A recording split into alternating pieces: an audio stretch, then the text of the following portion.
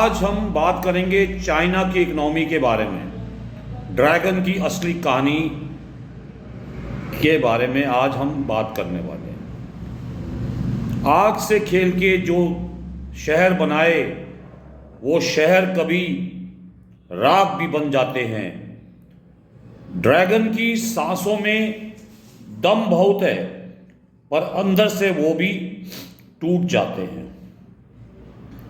दोस्तों, दुनिया चाइना को सुपर पावर बोलती है अमेरिका के बाद, जीडीपी में नंबर 2। पर आज हम आपको वो सच दिखाएंगे जो बीजिंग दिखाना नहीं चाहता। रियल जीडीपी सबसे बड़ी झूठ है उनका हाउसिंग कोलैप्स, यूथ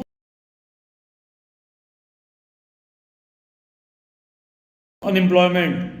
इस वीडियो के एंड तक आप समझ जाओगे कि ड्रैगन की कहानी असली है या सिर्फ हवा हवाई। चलिए शुरू करते हैं। Myself doctor Ajay Bhatia from IMS academy. China की growth story, made in China और ग्लोबल पावर तक की बात हम आज अपनी वीडियो में करेंगे। चाइना में रिफॉर्म्स आए थे।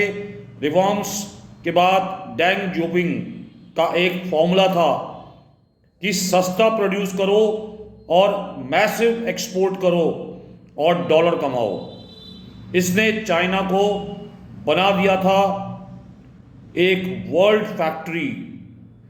चाइना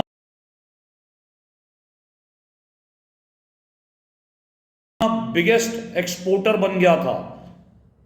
वर्ल्ड की सेकंड लार्जेस्ट इकोनॉमी बन गया चाइना। वर्ल्ड का मैन्युफैक्चरिंग हब बन गया चाइना।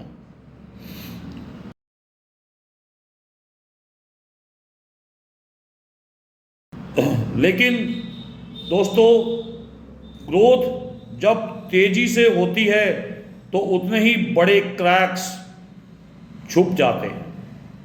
आज हम उन्हीं क्रैक्स को एक्सपोज करने की कोशिश करेंगे जो उन्होंने छुपा लिया। अगर हम चाइना की जीडीपी की रियलिटी बात करें तो उनके नंबर बड़े, रियलिटी छोटी है सोच। मतलब चाइना की जीडीपी के नंबर को वर्ल्ड में लीस्ट ट्रस्टवर्दी माना गया है।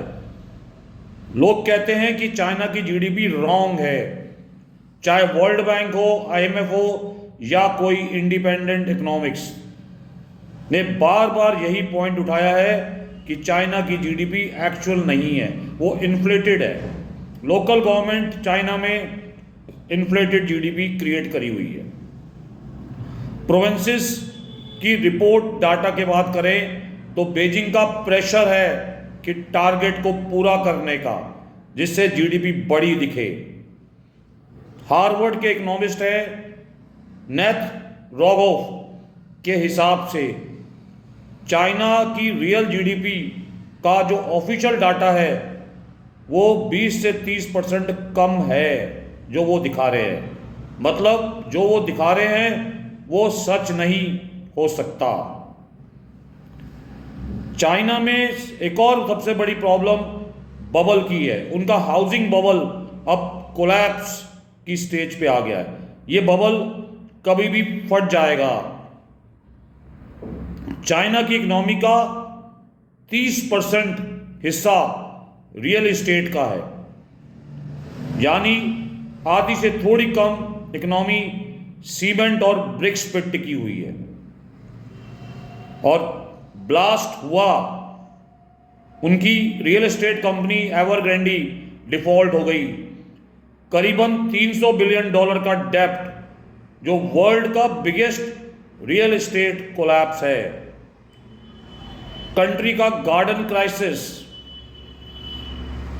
उनमें 1000 प्रोजेक्ट्स जो है वो स्ट्रक आउट हो गए और मिलियंस ऑफ जो होम्स थे, घर थे जो बन रहे थे, वो इनकम्प्लीट रह गए। लोगों के सपने पूरे नहीं कर पाई चाइनीज इकोनॉमी। चाइना का हाउसिंग बबल दुनिया का सबसे बड़ा रियल एस्टेट बबल है जो वो कभी क्लियर नहीं बताते। यूथ अनएम्प्लॉयमेंट की बात करें तो उनकी जनरेशन आज के समय बेकार है।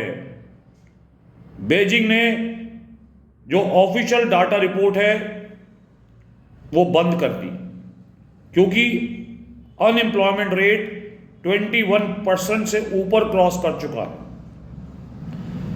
चाहे वो शंघाई हो, बीजिंग हो, शेंजन हो, जहां पर हाईली एजुकेटेड यंग चाइनीज जो हैं उनको भी जॉब नहीं मिल रही।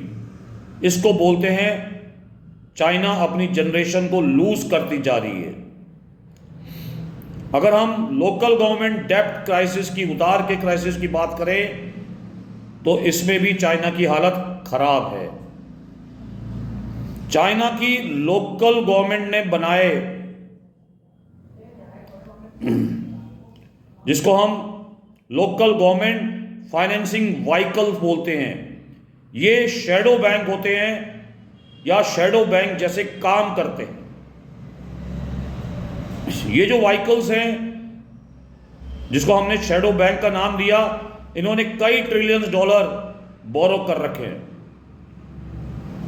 और इंफ्रास्ट्रक्चर की रेस लगा रखी है। बट अब रेवेन्यू नहीं आ रहा, लोन का रीपेमेंट नहीं हो पा रहा। स्पेशलाइज्ड एजेंसीज, मूडीज, S&P सब ने वार्निंग दे दी है चाइना को। चाइना की लोकल गवर्नमेंट डेब्ट जो है वो सबसे बड़ा रिस्क है उनकी ग्लोबल इकोनॉमी को, या आप कहो वर्ल्ड इकोनॉमी को भी। सप्लाई चेन जो चाइना की है उससे भी वो भाग रहे हैं। मतलब जो बड़ी बड़ी कंपनीज चाइना में इन्वेस्ट करती है, जैसे आप एप्पल ले लो, सैमसंग को ले लो, HP को ले लो, डेल को ले लो, टेस्ला को ले लो, ये बड़ी बड़ी कंपनीज चाइना में काफ़ी समय से इन्वेस्टमेंट कर रही है। बट अब जो चाइना की पॉलिसी है, China+1 स्ट्रैटेजी, मतलब चाइना अपना सोच रहा है।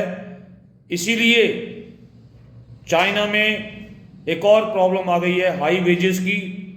पॉलिटिकल रिस्क बहुत ज़्यादा है। US चाइना में टेंशन्स भी काफ़ी है, क्योंकि दोनों एक ही स्ट्रैटेजी है, अमेरिका फर्स्ट, उधर से चाइना, चाइना फर्स्ट।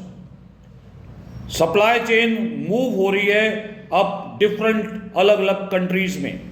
इंडिया की तरफ मूव कर रहे हैं ये कंट्रीज, वियतनाम, मैक्सिको, इंडोनेशिया की तरफ ये कंपनी मूव कर रही है। मतलब एक एरा चाइना में खत्म हो रहा है। दोस्तों, चाइना की ड्यूल सर्कुलेशन स्ट्रैटेजी बनेगी या बिगड़ेगी, आइए इसको भी समझने की कोशिश करते हैं। चाइना का नया प्लान है कि हम एक्सपोर्ट के साथ साथ अपनी डोमेस्टिक डिमांड को बढ़ाएं, जिससे उनकी बैलेंस ग्रोथ हो। पर अब ये इशू नहीं है। चाइनीज लोग सेविंग ज़्यादा करने लगे हैं और उससे स्पेंडिंग कम हो गई है, कंजम्पशन कम हो गई है। यूथ जो है वो अनएम्प्लॉयड हो गए हैं, हाउसिंग की जो वेल्थ थी वो गिर रही है। ऐसे में उनकी जो डोमेस्टिक डिमांड का इंजन है वो वीक होता जा रहा है। चाइना का प्लान पेपर पे बड़ा स्ट्रांग दिखता है, पर प्रैक्टिकल लाइफ में, रियलिटी में काफ़ी ये कमज़ोर है। दोस्तों, जियो इकोनॉमिक्स चाइना का ग्लोबल गेम है, इसको भी हम समझने की कोशिश करते हैं। उनका BRI प्रोजेक्ट, जिसको बेल्ट एंड रोड इनिशिएटिव कहते हैं, वो काफ़ी वर्ल्ड के काफ़ी हिस्सों में फैला हुआ है। उन्होंने रोड्स, पोर्ट्स, आपको रेलवेज, पाइपलाइंस में अलग अलग कंट्रीज में काफ़ी इन्वेस्ट किया हुआ है। और ये बनाया कैसे? लोन दे के उनको। कंट्रीज अब डेब्ट ट्रैप में फंस चुकी है, जैसे श्रीलंका को लोन दिया, पाकिस्तान को लोन दिया, जिम्बाब्वे को लोन दिया, कीनिया को लोन दिया, लाओस को लोन दिया, बट ये सब कंट्रीज डेब्ट ट्रैप में फंस चुकी है और चाइना का पैसा फंस चुका है। चाइना चाहता था ग्लोबल डोमिनेंस, बट उनकी जो ओवर एम्बिशन BRI प्रोजेक्ट खुद कोलैप्स में है और रिस्क में है। दोस्तों, अगर हम चाइना और इंडिया की बात करें तो ये नेक्स्ट डिकेड का रियल विनर कौन हो सकता है, आप इसको भी समझने की कोशिश करिए। उसका भी फैक्ट्स मैं क्लियर करना चाहता हूं। दोस्तों, इंडिया अब एक स्ट्रॉन्ग डेमोग्राफी है, वो एक राइजिंग मैन्युफैक्चरिंग हब बन रहा है, उसकी जो इकोनॉमी है काफ़ी स्टेबल है, उसका जो पॉलिटिकल सिस्टम है वो काफ़ी स्टेबल है, कंट्रीज रूल ऑफ लॉ की तरफ मूव कर रही है और India world fastest growing major economy बन चुका है।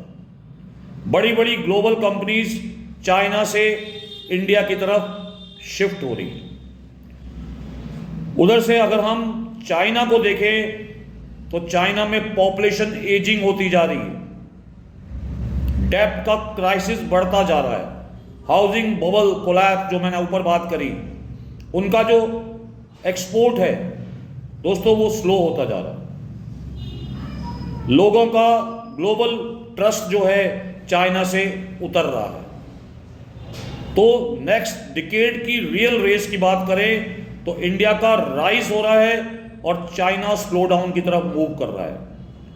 और अर्ली साइंस देखें तो इंडिया विनिंग पोजीशन में मूव करता जा रहा है, मतलब इसका फायदा इंडिया को मिलेगा। दोस्तों, जिस ड्रैगन की सांसें कभी दुनिया हिला देती थी, आज उसके घर की दीवारों में भी दरारें नजर आ रही हैं। ताकत कभी हमेशा नहीं रहती, पर सच की रोशनी कभी कम नहीं होती दोस्तों। तो दोस्तों, ये थी चाइना की इकोनॉमी की असली कहानी। सिर्फ ग्लिटर नहीं, पूरा का पूरा सच आपको बताया है। अगर आपको ऐसी जियोपॉलिटिक्स और ग्लोबल इकोनॉमी का ब्रेकडाउन पसंद आया तो IMS एकेडमी को के साथ जुड़े रहिए, हमारी वीडियोस को शेयर करिए, सब्सक्राइब करिए और मिलते हैं नेक्स्ट वीडियो में। Thank you very much.